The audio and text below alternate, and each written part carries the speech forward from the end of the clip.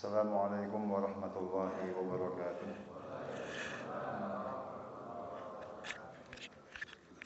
Bismillahirrahmanirrahim.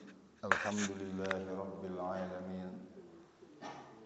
Allahumma salli wa sallim wa barik wa karrim ala nabiyyina Muhammad wa ala alihi wa ashabihi ajma'in.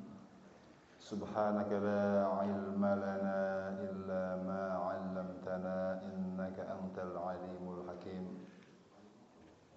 Nawaina at-ta'allum wat-ta'lim ibtigha'a mardatillah wa qurbihi wa thawabihi subhanahu wa ta'ala. Allahumma akrimna binuril fahmi wa akhrijna min dhulumatil wahmi wa zidna ilma birahmatika ya arhamar rahimin. Amma ba'du. Yang saya muliakan segenap para guru, Bapak Ibu jamaah salat subuh, hafizakumullah ta'ala wa ra'akum, segenap takmir masjid Nurul Sa'adah yang semoga Allah Ta'ala berikan kemudahan, keberkahan dalam kehidupannya, segenap jamaah salat subuh yang saya ta'zimi, saya muliakan, yang mudah-mudahan dalam kondisi sehat walafiat, dalam kondisi yang berbahagia, dalam kondisi yang diridhai Allah Subhanahu wa Ta'ala. Kita bersyukur pada Allah Subhanahu wa Ta'ala. Alhamdulillahirabbil alamin. Pagi hari ini Allah Subhanahu wa Ta'ala memberikan kepada kita kenikmatan, nikmatul iman, nikmatul Islam, nikmah sehat wal afiyah, nikmat kesehatan dan afiat. Tandanya banyak orang sehat tapi tidak afiat. Ketika kesehatan itu tidak digunakan untuk taat kepada Allah, berarti sehatnya tidak afiah.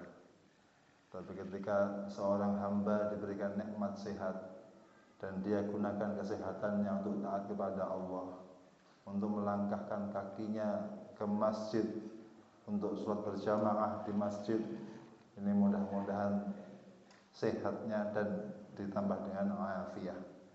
Dan ini merupakan bentuk syukur kita kepada Allah Subhanahu wa Ta'ala. Dan Allah berfirman, la in syakartum la azidannakum. Ketika kita gunakan nikmat sehat ini untuk bersyukur kepada Allah, untuk taat kepada Allah, mudah-mudahan nikmat ini Allah istiqomahkan, Allah kekalkan sampai kita wafat husnul khatimah. Amin ya rabbal alamin. Salawat dan salam semoga tercurah Nabi Agung Muhammad sallallahu alaihi wasallam, untuk keluarga beliau, para sahabatnya. Semoga semakin hari kita semakin diberikan taufik oleh Allah, semakin cinta dengan beliau, cinta dengan sunnah-sunnahnya, cinta untuk mengamalkan ajarannya. Nabi kita Muhammad SAW, beliau bersabda dalam sebuah hadis, al-mar'u ma'a man ahabbah. Seseorang akan Allah kumpulkan bersama yang dicintainya. Mudah-mudahan dengan kita cinta kepada beliau, cinta sunnah-sunnahnya, kita bisa berkumpul dengan beliau di surganya Allah Subhanahu wa Ta'ala.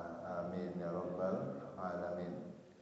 Bapak Ibu, para guru yang saya muliakan, saya ta'zimi, ini tanggal 12 Agustus ya, di antara mengisi kemerdekaan, mensyukuri kemerdekaan, kita gunakan dengan hal-hal yang baik. Kita gunakan, kita jaga dengan hal-hal yang baik, hal-hal yang itu menjadi keinginan luhur para pejuang kita terdahulu. Pak Ustadz, apa dalilnya memperingati hari kemerdekaan? Ya, apa? Ini apa ya, Pak? Kias sedikit aja, mukaddimah. Walaupun nanti materinya saya ditanyakan ke Ustadz, apa Ustadz? Ya pokoknya fikih lah gitu. Hal-hal yang memperhatikan sholat. Tapi ini sedikit mukaddimah. Dulu ketika Nabi kita Muhammad sallallahu alaihi wasallam berhijrah dari kota Makkah ke Madinah Al-Munawwarah. Kemudian di tahun berikutnya, tahun kedua, ketika beliau tinggal di Madinah, beliau bertemu dengan sekelompok orang Yahudi yang mereka berpuasa di tanggal 10 Muharram atau hari Asyura. Kemudian Nabi bertanya kepada mereka, kalian puasa apa? Hari ini hari apa kok kalian pada puasa? Mereka mengatakan ini hari yang bagus. Kok bisa begitu? Iya, ini hari di mana Allah Subhanahu wa taala memenangkan Nabiullah Musa alaihi salam dan menyelamatkan Bani Israel.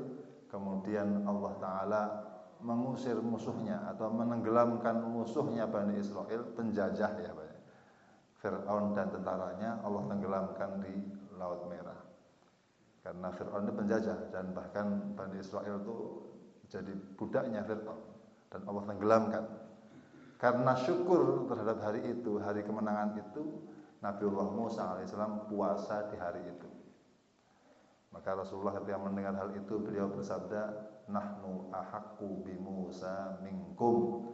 Saya lebih berhak untuk mensyukuri menangnya Nabiullah Musa, kemerdekaan Nabiullah Musa alaihi salam dibanding kalian. Karena sama-sama satu akidah dibanding dengan orang-orang Yahudi yang sudah banyak merubah ajaran Nabiullah Musa alaihi salam. Kata para ulama, mensyukuri hari-hari yang baik, hari di mana kita itu dapat anugerah Allah Subhanahu wa taala, itu disyariatkan di dalam Islam.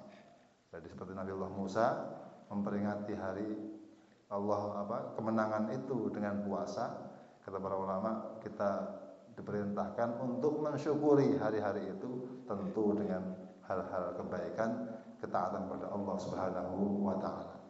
Termasuk mensyukuri hari lahir Nabi kita Muhammad sallallahu alaihi wasallam ketika ditanya, "Ya Rasulullah, kenapa engkau puasa hari Senin?" Di antara jawabannya, "Dzaka yauma wulidtu." Dzaka yaumun wulidtu fi, itu hari di mana aku dilahirkan di hari itu. Jadi mensyukuri nikmat Allah lahir di muka bumi, beliau puasa dengan puasa di hari Senin. Jadi kalau bahasa kita puasa weton. Puasa weton artinya mensyukuri nikmat Allah kita dilahirkan di muka bumi ini. Baik para guru yang saya muliakan, ini kebetulan laptop saya agak kita akan membahas ya insyaallah sedikit hal-hal yang berkaitan dengan ibadah kita yang terpenting, yaitu ibadah sholat ya. Sholat kita ini dalam rangka mengisi kemerdekaan dengan ibadah sholat. Kenapa? Karena Nabi kita Muhammad SAW beliau bersabda, wa'lamu anna khaira a'malikum as-sholah. Ketahuilah oleh kalian bahwa amal yang terpenting adalah sholat. Wala yuhafid 'alal wudu'i illa mu'minun, dan tidak ada yang bisa menjaga wudunya kecuali orang yang beriman kepada Allah Subhanahu wa taala. Baik para guru yang saya muliakan, dalam sholat ini ada beberapa hal yang perlu kita ketahui. Yang pertama, sebelum orang sholat ini ada yang disebut dengan syarat sholat ya. Kalau di dalam fikih itu ada 5. Orang tidak boleh sholat kalau dia tidak punya wudu, berhadas, betul ya? Betul ya, berhadas, baik hadas kecil atau hadas besar. Yang kedua, menghadap kiblat. Orang sholat ngadepnya ke mana? Gitu. Timur, sah atau tidak? Tidak sah ya. Yang ketiga, menutup aurat, itu juga termasuk syaratnya sholat. Yang keempat, sudah masuk waktu sholat, nanti sholat subuh tapi jam 3 kan belum sah juga gitu kan. Ada 5 syarat itu terkait terkait yang kelima yang mengatakan ya tentu orang yang sudah muslim ya, dia sudah Islam, dan tidak sah orang yang non muslim apa dia tidak beriman kepada Allah, belum syahadat kemudian dia sholat, itu belum dianggap sah. Walaupun Ustaz enak dong orang-orang kafir enggak sholat, bukan begitu. Nanti di hari kiamat orang yang mohon maaf yang tidak sholat dan dia kufur, di samping dia disiksa karena kekufurannya, dia pun disiksa karena tidak sholat. Jadi dalam pendapat yang kuat bahwa orang kafir itu dia juga terkena taklif, terkena kewajiban hukum-hukum syariat. Apa dalilnya? Allah berfirman, "Ma salakakum fi saqar? Qalu lam naku minal musallin." Kenapa kalian kok masuk neraka Sakor ini? Kata mereka, dulu kami tidak sholat. Gitu ya. Jadi mereka di samping disiksa karena kufurnya, juga karena apa? Sholat, karena nggak sholat, nggak puasa, nggak zakat dan seterusnya. Itu syarat. Jadi kalau manusia ini ada nyawanya, ada tubuhnya, ada kepala, ada badan. Itu kalau syarat tadi itu seperti nyawanya. Sholat kok nggak punya nyawa, nggak tanpa wudhu misalnya, menutup aurat berarti tidak ada sholat, nggak ada nyawanya. Yang kedua ada rukun. Nah, rukun ini hal-hal yang mengesahkan sholat dan dia termasuk bagian dari sholat. Ada 17 rukun sholat, misalnya takbiratul ihram, Allahu Akbar, ya. Kemudian membaca Al-Fatihah dan seterusnya. Walaupun beberapa ulama beda pendapat mengenai Al-Fatihah ini. Ada yang mengatakan semua sepakat Al-Fatihah itu berapa ayat? 7 ayat.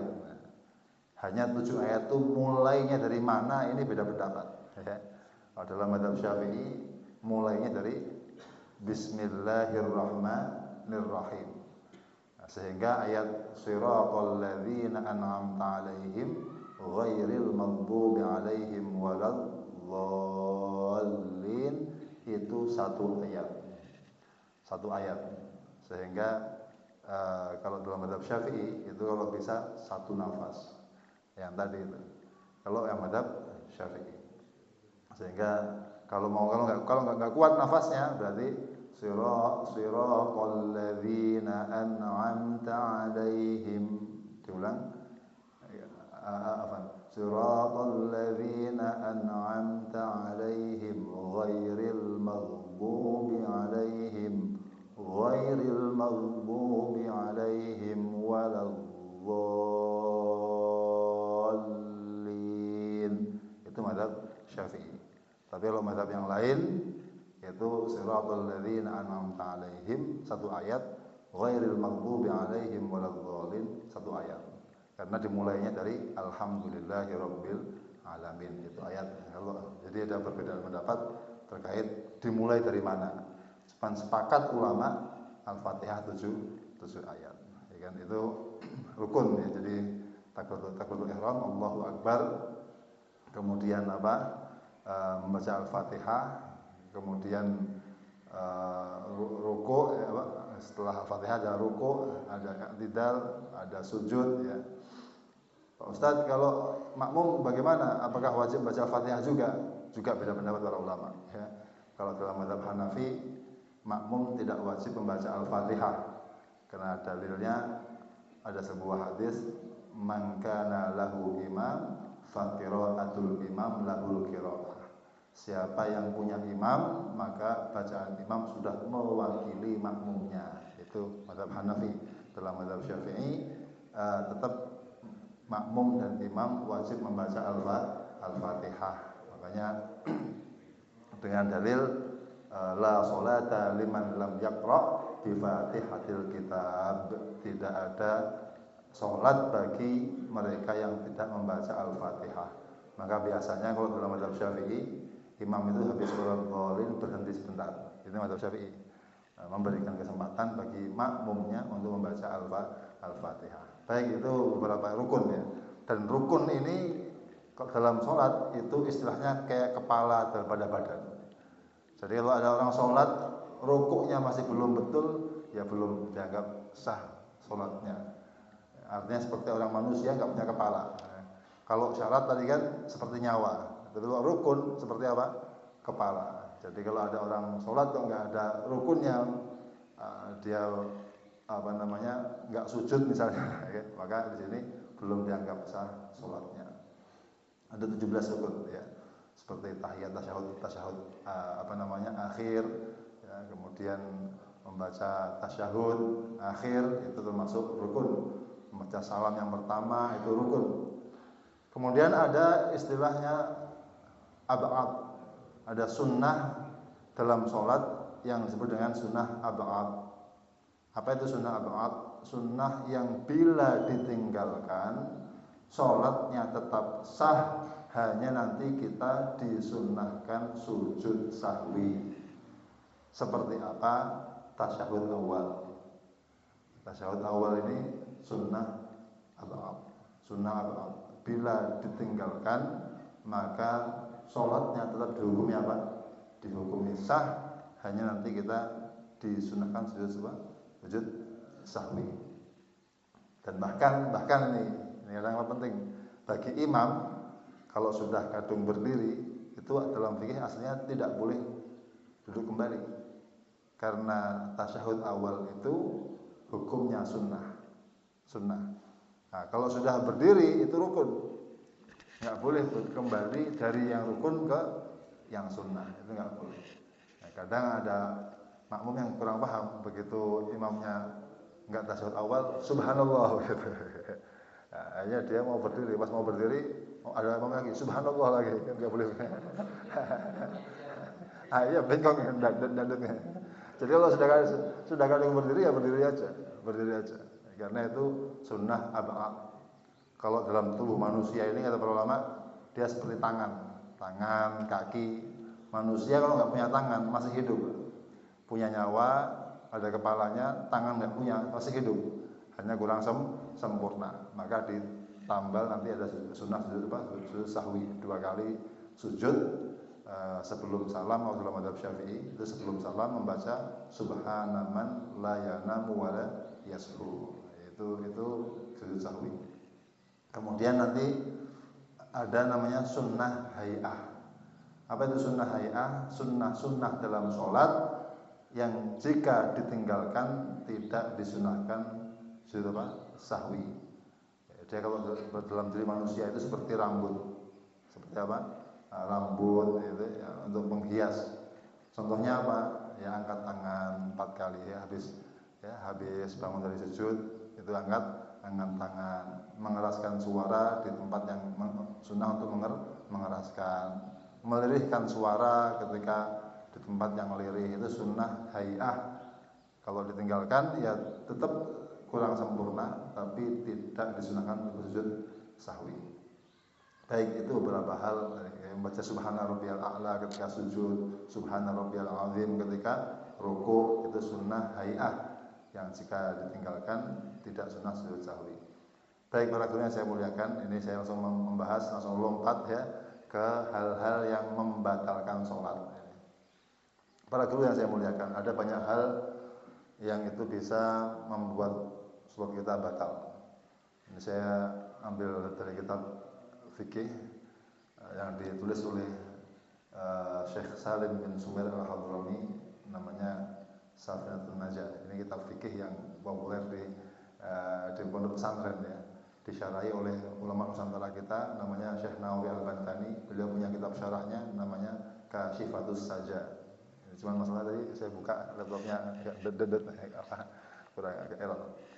Baik, kata beliau yang pertama, yang membatalkan sholat satu, hadas ya. Lagi sholat kok kentut misalnya begitu ya, hadas. Lagi sholat keluar angin ya, maka Rasulullah bersabda, kalau idza fasa ahadukum, kalau di antara kalian lagi sholat kemudian fasa itu keluar kentut. Mohon maaf, kentut dalam bahasa Arab itu bisa banyak kata. Kalau fusa itu kentut yang tidak bersuara, itu namanya fusa ya. Kalau burab, ra, alif, ta, burab itu kentut yang bersuara. Nah, itu burab namanya. Ya. Kanjeng Nabi ngendika, idza fasa ahadukum, kalau ketika kita sholat kemudian keluar angin, fal yang sharif, hendaklah dia segera pergi, kemudian wal yatawadda, segera dia berwudu, artinya bersuci ya, berwudu karena sedang hadas. Jadi kalau kita keluar angin sama Nabi disuruh untuk segera berwudu. Artinya apa? Keluar angin tadi itu membatalkan sholat, itu hadas. Pak Ustadz, ini ada orang sholat memang sudah nggak punya wudu. Loh, kok bisa Ustadz? Matur jazakumullahu khairan. Ya. Pernah mendengar orang sholat nggak punya wudu? Kapan itu? Dulu pernah kita bahas ya. Sholatnya orang yang tidak punya alat bersuci. Sedang di pesawat, saya berangkat umroh. Di pesawat misalnya 8 jam, melewati waktu subuh, misalnya begitu, waktu subuh. Nah ini sudah batal, mau wudu juga airnya nggak ada, air di itu cuma sedikit, ya nggak boleh untuk wudu, misalnya begitu. Mau tayamum, debu juga nggak ada, debu tidak ada, kemudian apa? Air tidak ada. Dalam mazhab Syafi'i itu kalau tayamum nggak boleh sembarang ini, Pak. Ini nggak bisa ini. Harus yang ada beleduknya itu ya, lahu hubar. Ada kebulnya. Kalau mobil itu nggak bisa buat nulis itu. Nah, itu berarti boleh buat tayamum itu. Ya, tapi kalau yang bersih begini nggak bisa buat tayamum. Nah, dia masuk pesawat mau wudu nggak ada air, mau tayamum debu nggak ada. Dalam kondisi seperti ini bagaimana Ustaz? Apakah dia boleh sholat? Kata para ulama boleh, bahkan dia wajib sholat li hurmatil waqti, untuk menghormati waktu sholat. Dan fungsinya apa Ustaz? Fungsinya kalau nanti ada apa-apa kita sudah tidak digolongkan orang yang wafat maksiat. Kenapa? Sudah mengerjakan perintah Allah semampu kita. Idza amartukum bi syai'in fa'tu minhu mastata'tum. Kan begitu. Kalau kalian diperintahkan suatu perkara, kerjakan semampu kalian. Perintah Nabi begitu. Kita sudah mengerjakan semampu kita. Walaupun enggak punya wudu, walaupun nanti rukuknya juga sebisanya, kan begitu ya, mau di kursi gitu. Nah, sehingga cuman nanti kalau sudah sampai di tempatnya, kita ada namanya i'adah, kita ulang kembali. Namanya i'adah, kita ulang kembali. Ini dalam mazhab Syafi'i seperti itu. Nah, sedang sholat kayak gitu, nggak punya wudu, terus pas tengah-tengah sholat kentut gitu kan. Sudah nggak punya wudu, kentut, apa sekalian lah ngomong nggak punya wudu ini kan. Nggak, tetap itu diulang lagi. Batal. Jadi batal sholat walaupun apa? Dia sholatnya nggak punya wudu. Itu adalah para ulama. Jadi idza fasa ahadukum fal yatawaddo. Kalau ada orang kentut tadi, maka hendaklah dia berwudu karena hadas. Yang kedua kata para ulama, yang membuat batalnya sholat adalah terbukanya aurat. Biasanya kalau di tanah lapang ya, lagi sholat ada angin berhembus kencang, asal tidak segera ditutup. Misalnya ada angin, begitu terbuka langsung tutup gitu. Nah, itu tidak batal. Tapi kalau dibiarkan terbuka, ya kan, dalam jangka waktu yang agak lama, maka ini membatalkan sholat. Yang ketiga, adanya najis. Jadi lagi sholat tiba-tiba ada apa? Ada kotoran apa, datang anjing jilat kita, misalnya begitu kan, maka itu sholat kita juga dianggap batal. Berikutnya yang keempat, apa yang membuat batal sholat, yaitu berkata, mengucapkan kalimat, bahkan 2 huruf itu bisa membatalkan sholat, atau 1 huruf yang itu sudah memberikan makna. Contoh dalam bahasa Arab ada 1 huruf tapi maknanya sudah bisa memberikan makna. Apa sebenarnya? Qi. Lafaz qi, fi'il amar, artinya jagalah. Qi. 1 huruf cuman sudah memiliki makna. Ini membatalkan sholat. Pak Ustaz, berarti kalau ada orang sholat nangis itu gimana itu? Ada suara gitu ya. Kalau nangis dalam sholat itu memang kebiasaan para ulama dan bahkan Nabi kita Muhammad SAW itu dianjurkan. Ada yang mohon maaf sebagian orang itu karena belajar fikihnya melihat tadi itu, wah ini nggak boleh suara, berarti nggak boleh nangis. Bukan begitu. Nangis dalam sholat ketika membaca Quran itu adalah kebiasaan orang-orang soleh. Hanya yang penting jangan sampai keluar kata, keluar huruf tadi itu yang bisa membuat batalnya sholat. Jadi kata, Ustadz, kalau misalnya lagi sholat dipanggil oleh orang tua kita atau dipanggil oleh siapa begitu, kita jawab pakai perkataan. Ya, cuma perkataannya ini tadi satu kata dua kata, boleh apa tidak? Apakah kita boleh membatalkan sholat untuk memenuhi panggilan orang tua? Ini dibahas dalam kitab Kasyiful. Kata Syekh Nawawi Al-Bantani, beliau mengatakan, satu, dilihat sholatnya. Tentu kalau orang itu dipanggil dia jawab, Assalamualaikum, Mut, misalnya ada orang tua, dalem bu, dalem itu sudah batal sholatnya, dalem itu batal. Nah, pertanyaannya, batal itu kita dosa apa tidak? Boleh apa tidak kita membatalkan sholat karena memenuhi panggilan orang tua? Kata para ulama, dilihat sholatnya. Kalau sholatnya fardu tidak boleh. Cukup kita mengeraskan suaranya Allahu Akbar supaya orang tua tahu kita sedang sholat. Nggak boleh dibatalkan. Apa dalilnya? Allah berfirman, wala tubtilu a'malakum. Janganlah kalian membatalkan amal kalian. Nggak boleh dibatalkan. Puasa fardu nggak boleh dibatalkan. Sholat fardu nggak boleh dibatalkan. Itu satu.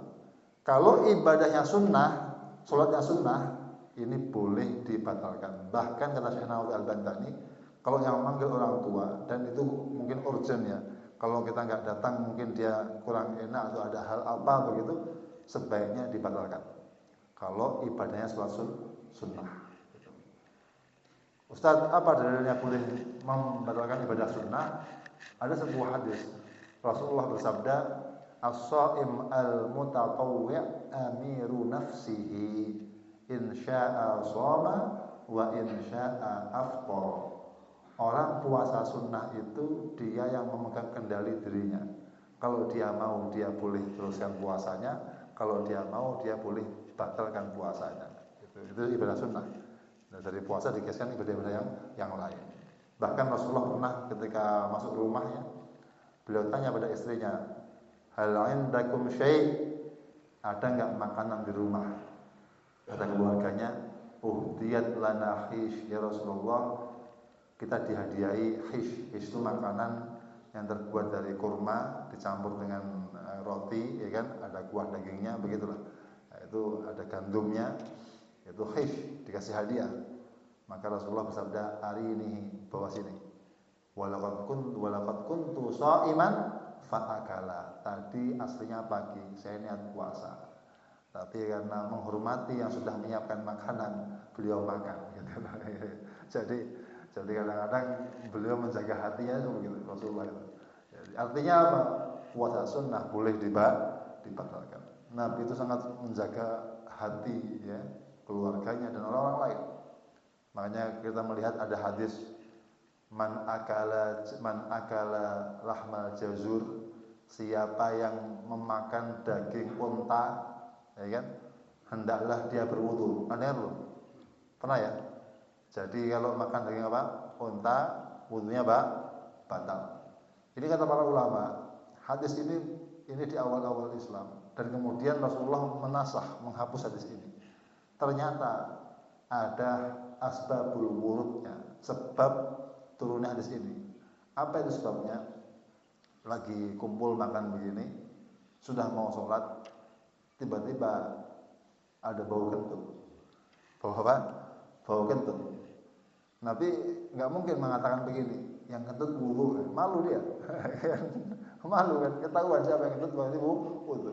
Maka beliau ngendika, siapa yang tadi makan daging unta wudu, semuanya wudu semua. Kan untuk menutupi apa? Aibnya yang satu tadi itu. Aib tadi.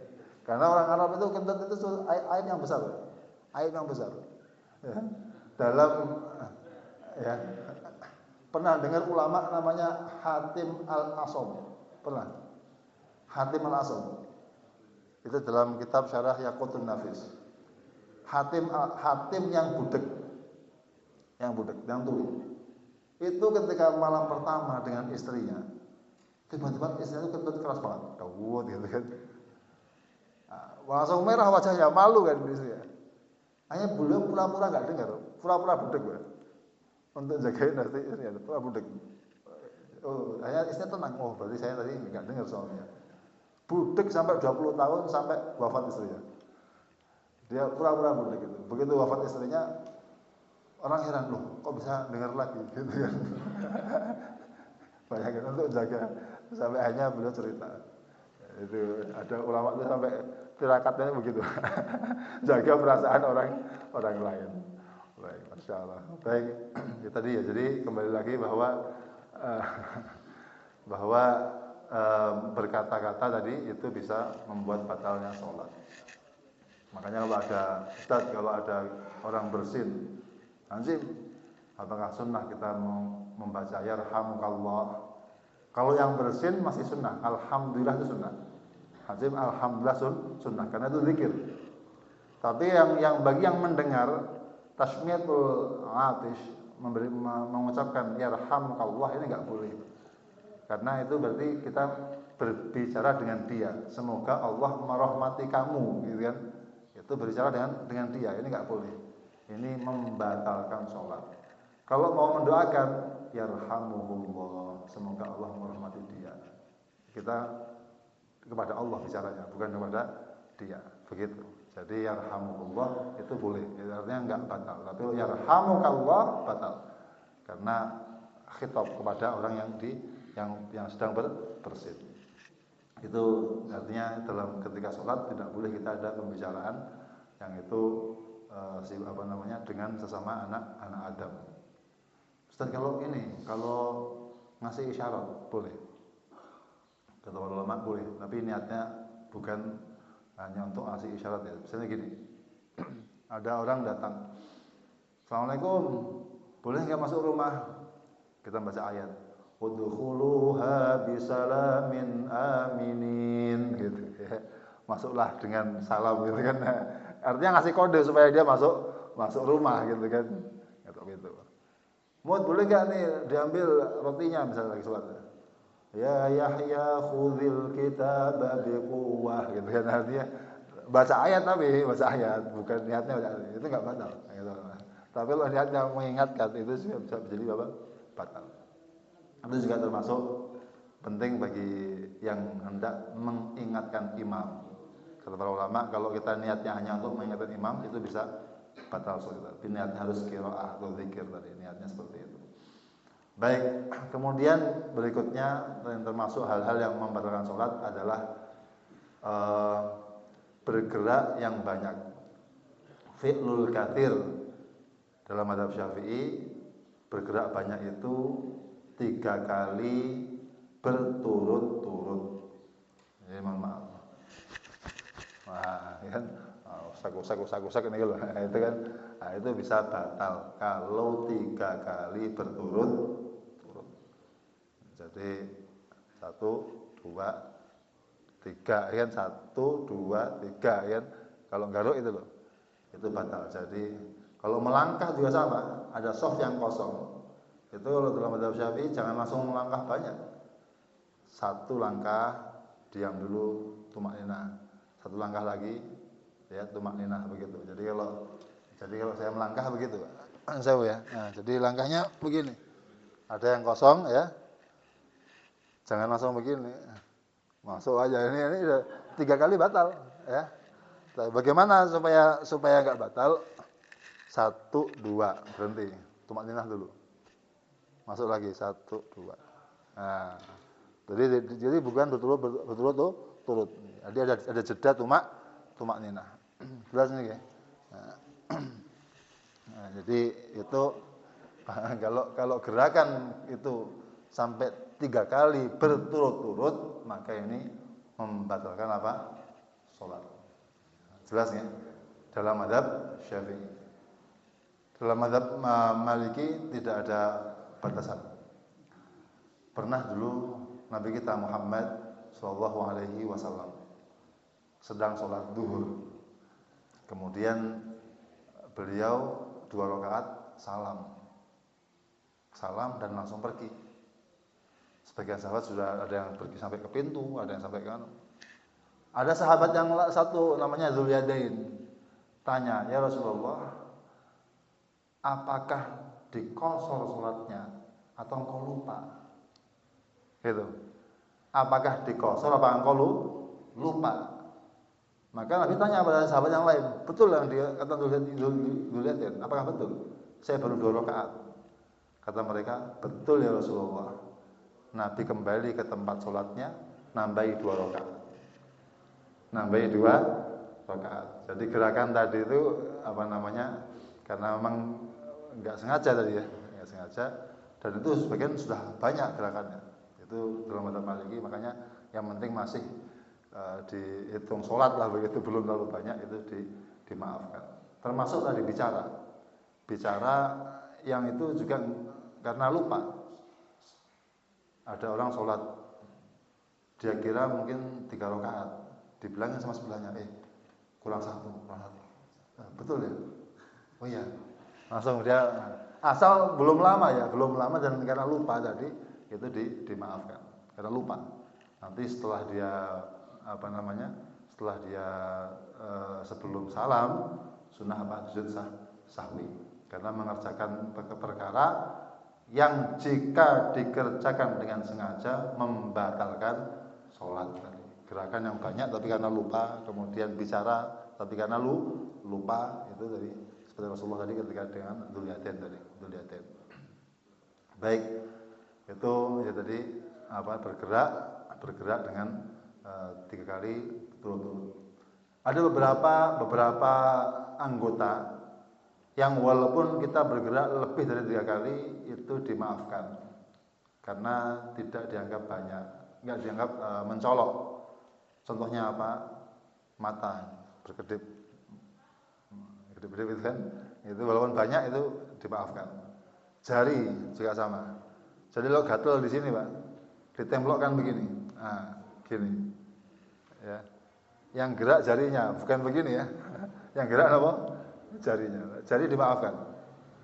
Bibir juga dimaafkan. Bibir itu walaupun kita bergerak-gerak itu juga nggak batal. Lidah, lisan juga sama.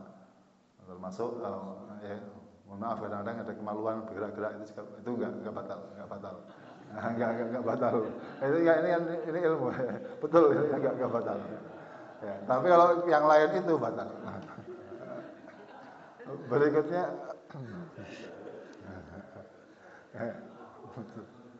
ya. Berikutnya apa yang membuat batal sholat? Niat ini, niat membatalkan sholat itu sudah membuat batalnya sholat. Niat. Jadi misalnya begini, baru niat, lagi sholat tiba-tiba dalam hati niat, nanti kayak kalau hujan saya mau batalkanlah, mau ngambil jemuran. Baru niat begitu sudah batal. Ya, baru niat, belum hujan. Ya. Atau dia menggantungkan niatnya untuk hal yang akan datang. Menggantungkan misalnya gini, nanti kalau saya sambil nunggu teman saya, kemudian saya sholat dulu. Sebenarnya dalam hati, nanti teman saya datang, saya mau membatalkan sholat saya. Begitu dia niat seperti itu, batal sholatnya. Seperti orang, naudzubillah min dzalik, niat mau kufur. Saya besok mau jadi Nasrani, naudzubillah min dzalik gitu. Itu baru niat sudah dia keluar dari Islam dalam kata Syekh Nawawi Al-Badali seperti itu. Jadi niat itu juga penting sekali. Wa innamal likulli imri'in ma nawa. Seseorang akan dapat apa yang dia niatkan. Yang terakhir, apa yang membuat batal sholat, yaitu ada keraguan-raguan dalam sholat. Batal enggak ya gitu kan. Lagi sholat Allahu Akbar, dihidangkan makanan banyak gitu kan. Wah, temannya pada makan semua gitu ya. Nah, ini batal enggak ya gitu kan. Batal enggak. Nah, itu ragu-ragu seperti itu sudah membuat batalnya sholat. Jadi ragu-ragu batal enggak itu membuat batalnya sholat. Jadi tadi kembali ya, itu beberapa hal yang membuat sholat kita batal, maka jangan sampai kita harus menjaga lah dari awal sholat sampai akhir sholat, karena kalau sholat sudah batal berarti ya belum sah, belum dianggap sah. Ini belum bahas mengenai diterima atau tidak diterima ya, karena dalam sholat ada dua, dalam ibadah ada dua hal.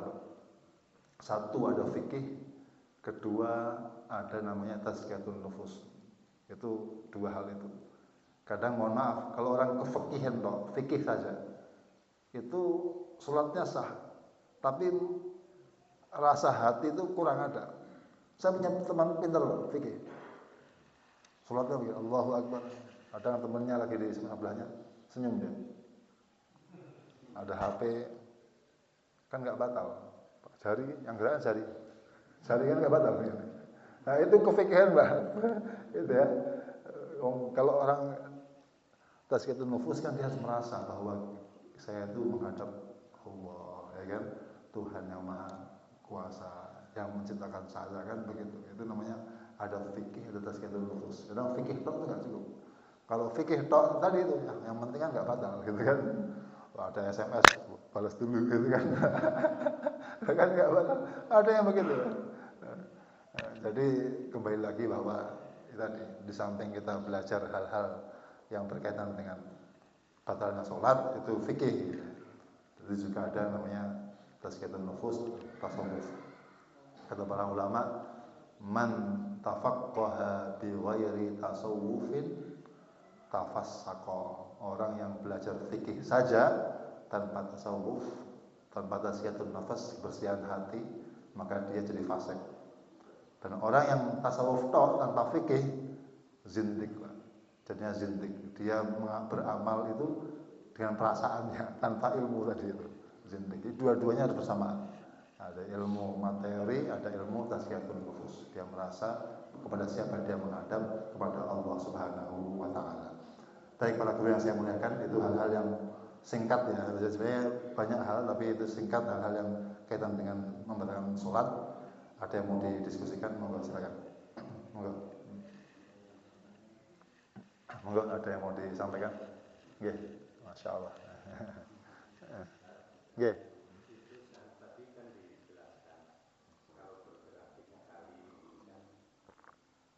Nggih. Betul-betul ya? Nggih.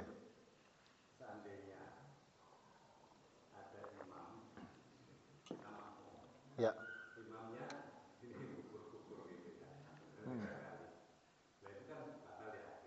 Nggih.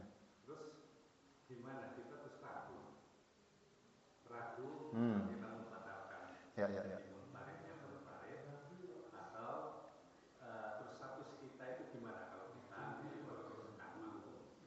Ya, matur nuwun.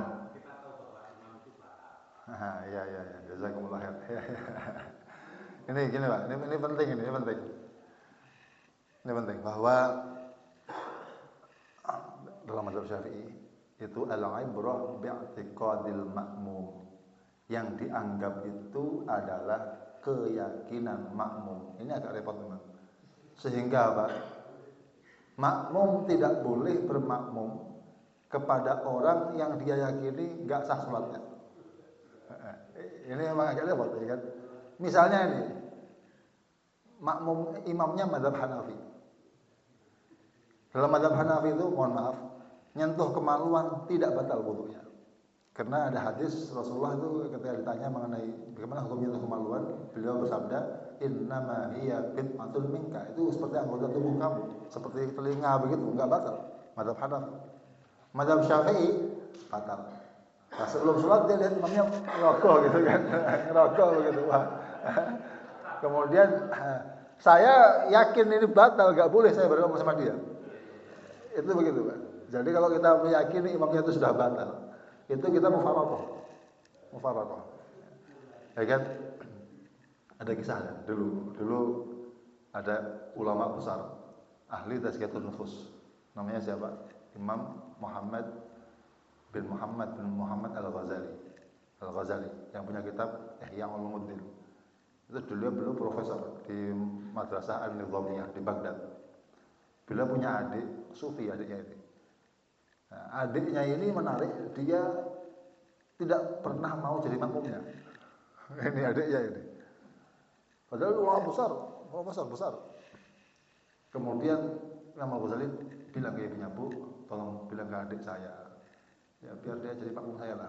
Saya malu sama yang lain. Dikira kita berantem atau apa gitu. Adiknya mau, dia bilang ibunya mau dia jadi makmum di belakangnya. Tengah sholat mufarokoh, jadi memisahkan diri dari jamaah, sholat sendirian. Setelah sholat ditanya sama Imam Al-Ghazali, Dek, kamu kenapa mufarokoh? Malu saya kan gitu kan. Ada apa? Emang saya nggak sah gitu. Kata adiknya, nggak tahu mas, saya tuh tadi pas sholat itu lihat ada darah di baju sampean, darah. Artinya makmum ketika melihat imamnya itu ada najisnya, kan nggak sah ini. Nggak boleh saya bermakmum, saya wajib mufarokoh. Pas dilihat nggak ada darahnya, nggak ada.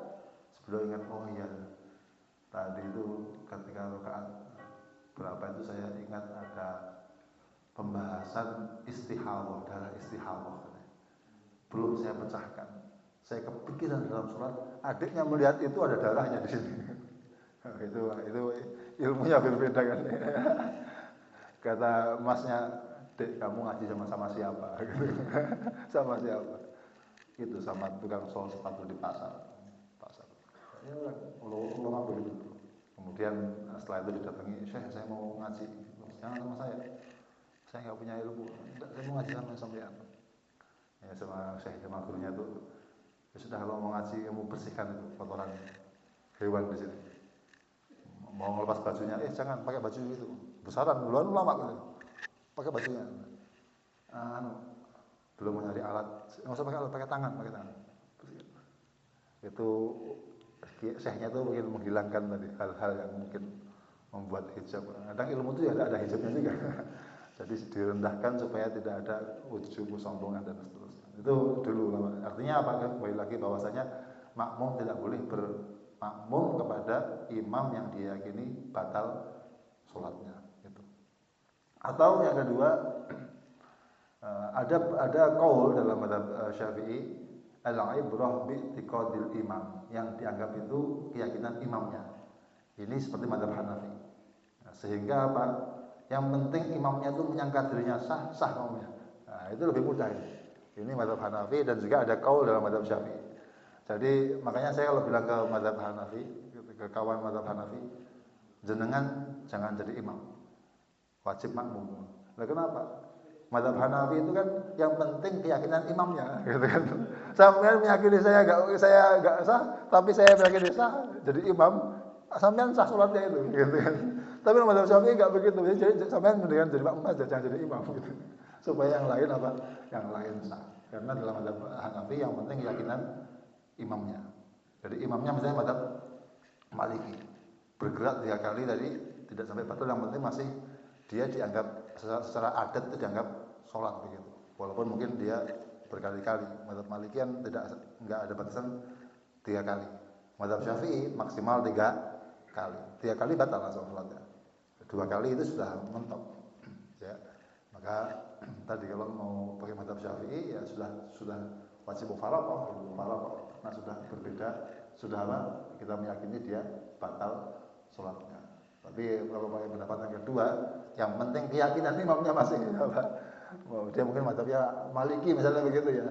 Enggak harus 3 kali, maka ya dianggap sah begitu. Jadi kembali lagi bahwa makmum tidak boleh berimam dalam mazhab Syafi'i. Makmum tidak boleh berimam kepada imam yang dia yakini sholatnya tidak sah. Termasuk baca Fatihahnya. Iyyaka na'budu wa iyyaka nasta'in. Dia baca iyyaka na'budu wa iyyaka nasta'in. Enggak sah itu. Karena berubah maknanya. Ya, iyyaka hanya kepadamu ya Allah kami menyembah, iyyaka tanpa tasdid cahaya matahari. Kan berbeda maknanya. Dhau syams, dhillu syams. Bayangan cahaya matahari itu namanya iyyaka dalam bahasa Arab itu. Alhamdulillahi Rabbil Alamin, atau siratal ladzina an'amta, jadi an'amta orang yang kau beri nikmat, jadi yang aku beri nikmat jadi aku kan. Maknanya berubah. Alamin semesta alam, alamin yang sakit-sakit kan begitu kan. Alam itu sakit artinya. alam, sya'artu bil alam, saya sakit gitu kan. Nah, kalau makmum mendengar bacaan begitu, mazhab Syafi'i ini wajib mufaraqah. Enggak boleh, dia ini enggak sah salatnya gitu. Wajib mufaraqah. Nah, begitu. Enggak sah gitu kan. Wajib mufaraqah. Jadi memang seperti itu. Nah, kemudian tadi begitu ya. Begitu ya. Jadi tadi jawabannya dalam mazhab Syafi'i wajib mufaraqah. Enggak gerakan sendiri. Enggak boleh niatnya mengikuti, enggak boleh. Mufaraqah itu sholat sendiri. Walaupun nanti sekiranya mirip enggak ada masalah. Cuman dalam hati niat sholat sendiri bukan ikut imamnya. Iya, niatnya sudah mufaraqah. Okay. Untuk biar yang ya menarik perhatian atau apa itu ya. Yang penting kita bersamaan tapi bukan niat mengikuti imam. Itu enggak masalah. Enggak masalah. Bukan niat mengikuti imam. Okay. Ada lagi? Kemudian nanti ada pembahasan, ada dua hal lagi mungkin tapi agak panjang, saya nggak jelaskan. Termasuk hal yang membuat batal sholat apa? Yaitu mendahului imam dua rukun fi'li, ya, tanpa ada uzur. Jadi misalnya imamnya masih berdiri, dia sudah rukuk, i'tidal, ya kan? Kemudian itu batal sholatnya. Dua rukun fi'li tanpa ada uzur. Uzurnya mendahului apa? Satu, dia bodoh, dia nggak tahu hukumnya. Dan nggak tahu dalam fikih cuma dua, nggak tahu dianggap uzur cuma dua. Dia mu'allaf baru masuk Islam, bukan sudah 30 tahun masuk Islam. Yang kedua tinggal jauh dari ulama. Nah, kalau dia ngaku nggak tahu tapi sampingnya ustadz, ini yang salah dia bang, mau belajar. Ini satu. Yang kedua karena lupa, itu dia uzur. Kalau terlambat dari imam dua rukun juga sama. Membuat batal sholat hanya uzurnya ada 12. Ini pembahasan 12. Banyak uzurnya kalau terlambat dari imam. Contohnya apa? Lagi berdiri ngelamun, nggak baca Fatihah, ngelamun. Begitu ingat rukuk imamnya, wah dia mazhab Syafi'i wajib baca apa? Al-Fatihah. Ketinggalan dia dua rukun, itu dianggap uzur, dianggap dua uzur. Atau tidur, lagi sholat apa tidur, cuma tidurnya duduk. Pas tasyahud awal ngantuk kan, nah, tidur gitu, bangun loh rukuk imamnya. Rukuk gitu kan. Nah itu juga dianggap uzur. Yang penting duduk ya Pak, kalau karena ada hadis al-ainan lika usahi, artinya mata itu mengikat dubur, karena kalau mata terpejam itu yang angin keluar kita nggak terasa, nggak bisa mengontrol, ada kentut apa. Jadi dalam mazhab Syafi'i itu tidur yang enggak batal itu hanya kalau duduk, mohon maaf, lubang tubuhnya di bawah begini, itu enggak batal. Tapi kalau berbaring atau berdiri itu batal. Sekarang ada orang lagi tasyahud awal, kemudian dia ngantuk tidur, bangun-bangun rukuk imamnya. Nah ini kan ketinggalan dua rukun ini. Nah, ada 12 hal membuat dia tertinggal dan itu dianggap uzur. Baik, tapi secara umum mendahului dua rukun, membelakangi imam lebih akhir dua rukun tanpa ada uzur itu juga termasuk membatalkan sholat. Termasuk lebih depan posisi kaki itu juga nggak boleh. Ya, jadi kalau mau sholat berdua biasanya agak dempet tuh. Jangan sampai kakinya makmum lebih depan dari kakinya imam. Kalau lebih depan itu juga batal dengan sah. Ya, kecuali di Mekah, di Ka'bah itu beda arah, nggak masalah. Imamnya 2 meter dari Ka'bah, yang sebelah sini semeter, ini nggak masalah, beda arah. Tapi kalau yang searah wajib di belakang imamnya. Begitu kan? Nah, cukup ya? Ya. Oh. Oke, yang penting niatnya qiraah sambil mengingatkan. Ini penting, jangan sampai hanya niatnya mengingatkan, enggak boleh. Niatnya sambil membaca Al-Qur'an. Niatnya begitu ketika mengoreksi. Ya. Jadi dan bagi imam sebaiknya membaca yang sudah yang lancar saja lah gitu. Kul huwailek gitu. Kalau ada yang sudah lancar enggak apa. Tapi yang belum nanti apa namanya? Nggih. Bahkan dalam fikih itu yang wajib kan Al-Fatihah. Al-Fatihah. Bismillahirrahmanirrahim. Nun Allahu Akbar. Sah. Dapat kesunahan. Dapat kesunahan. Dapat kesunahan. Ya. Ya, awal sholat itu dapat kesunahan. Tapi yang wajib baca Al-Fatihah.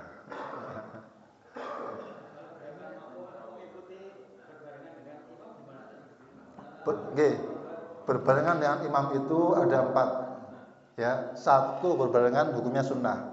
Bareng baca amin. Jadi kalau mau baca amin, makmum harus nunggu aba-aba imam. Jangan amin sendiri. Ghairil maghdubi 'alaihim waladdallin. Amin. Imamnya masih apa? Masih ambil napas, nunggu dulu. Karena ada hadis siapa yang aminnya bareng dengan imam, Allah ampuni dosanya. Allah ampuni dosanya. Jadi nunggu imamnya baru amin.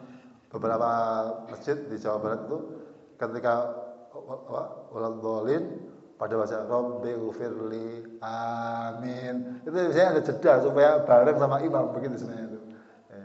Dan itu ada riwayat dari Hasan Basri.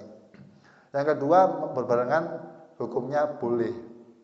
Itu apa? Membarengi Al-Fatihah. Itu boleh. Membarengi Al-Fatihah. Bahkan wajib kalau nanti makmum dia enggak bareng bisa tidak baca Fatihah. Imamnya cepat banget kalau habis tadi amin, bismillahirrahmanirrahim, nun, Allahu Akbar gitu kan. Nah, kalau nggak bareng nggak baca Fatihah ini nggak boleh. Ini harus wajib bareng. Jadi bisa mubah, bisa wajib. Yang ketiga, bareng itu hukumnya makruh. Apa itu? Membarengi gerakan. Ini makruh. Ya, bahkan ada hadis, kalau saya pendahulu itu ada hadis Allah ayyuhawlallahu ra'sahu ra'sal khimar, akan Allah ganti kepada kepala khimar, itu di Tirmidzi itu. Jadi memang ada ancaman dari Nabi bisa khimar asli atau khimar kebodohan begitulah. Itu jadi jangan membarengi gerakan imam. Makruh. Yang ketiga, membarengi itu hukumnya haram dan bisa batal salatnya. Membarengi takbir. Jadi bareng takbirnya, takbir itu wajib setelah imam, enggak boleh bareng atau mendahului, enggak sah salatnya. Yang kedua salam. Ya, jadi itu enggak boleh bareng. Tapi yang gerakan yang lain itu makruh membarengi. Makruh. Kalau bacaan itu mubah, bahkan bisa wajib oleh Al-Fatihah tadi. Nah, kalau amin itu sunnah membarengi. Jadi membarengi itu ada 4 hukum tadi. Bisa sunnah, bisa wajib, bisa mubah, bisa haram. Kalau itu berbarengan dalam takbiratul ihram. Wajib makmum itu setelah imam. Allahu Akbar baru Allahu Akbar. Begitu nggih? Kalau nggih, semua gerakan. Ya, betul. Imam baru setengah gerakan. Nggih. Allahu Akbar sujud baru mengikuti. Allahu Akbar begitu. Imam baru setengah, makmum mengikuti gimana? Ya, yang ya. Ya. Iya. Yang terbaik itu imam dulu sempurna, baru kemudian makmumnya begitu. Masalahnya kadang-kadang cepat imamnya. Nah, itu loh. Jadi begitu dia duluan langsung glundul gitu kan, nggak keturutan gitu. Ya, memang dua-duanya harus satu. Allahu Akbar, begitu. Sebaiknya seperti itu. Begitu gitu. Aduh. Oke. Ketika imam sudah assalamualaikum, itu saya anggap saya sudah boleh, kalau saya masuk ya. Oke.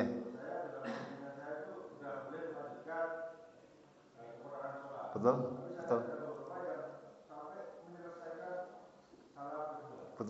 Oke. Oke, sah. Artinya yang masuk rukun sholat itu salam yang pertama. Jadi kalau begitu, makanya yang pintar anak-anak kecil. Begitu Jumatan, assalamualaikum beruntung.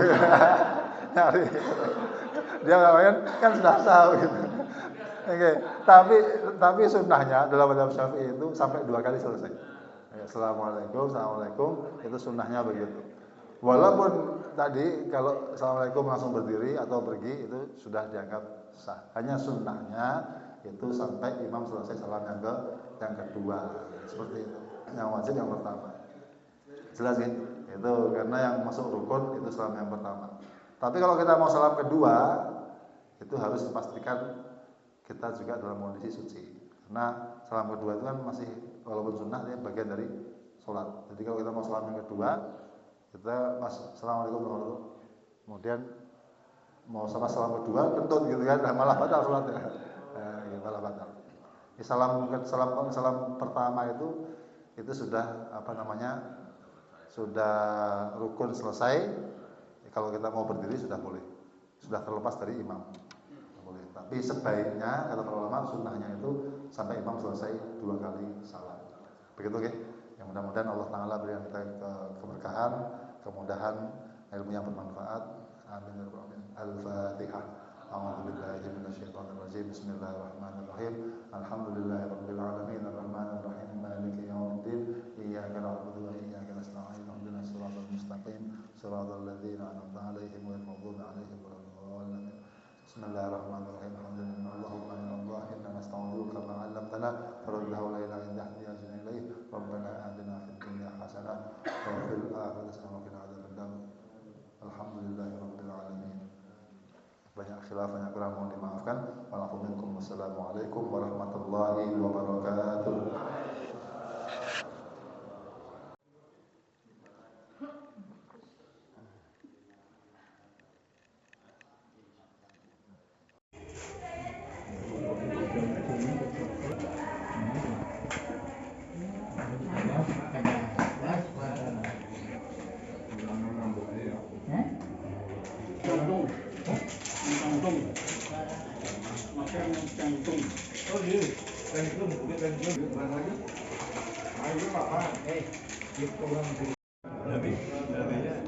Mungkin kalau yang sudah